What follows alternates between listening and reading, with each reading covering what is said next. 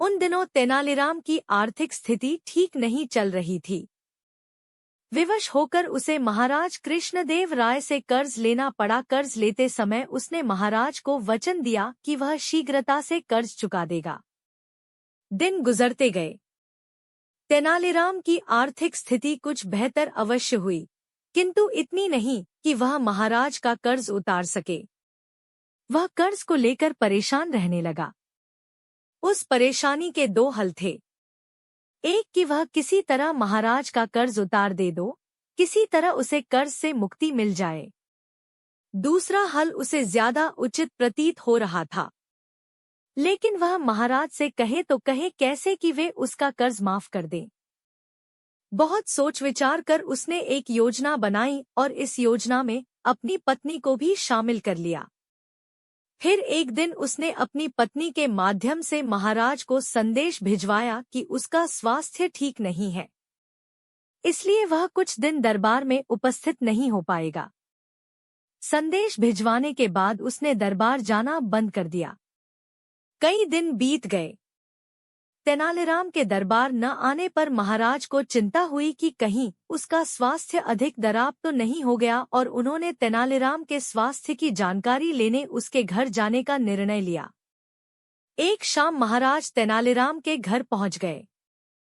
पत्नी ने जब महाराज को देखा तो तेनालीराम को इशारा कर दिया और वह बिस्तर पर जाकर कंबल ओढ़कर लेट गया। महाराज तेनालीराम के पास गए और उसका हालचाल पूछने लगे।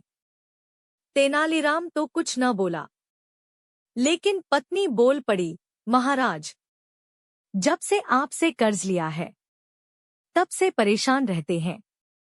आपका कर्ज चुकाना तो चाहते हैं, लेकिन चुका नहीं पा रहे हैं। कर्ज के बोझ की चिंता इन्हें अंदर ही अंदर खाए जा रही है। इस कारण ये बीमार पड़ गए हैं। अरे, इतनी सी बात की इतनी चिंता करने की क्या आवश्यकता थी तेनालीराम? चलो, मैं तुम्हें कर्ज के बोझ से मुक्त करता हूँ। चिंता छोड़ो और स्वस्थ हो जाओ। तेनालीराम को सांत्वना देते हुए महाराज बोले। ये सुनते ही तेनालीराम कंबल फेंक तुरंत उठ बैठा और मुस्कुराते हुए बोला, आपका बहुत बहुत धन्यवाद महाराज।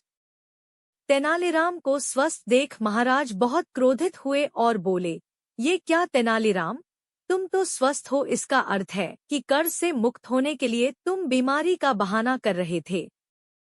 तुम्हारा इतना साहस, तुम दंड के पात्र हो।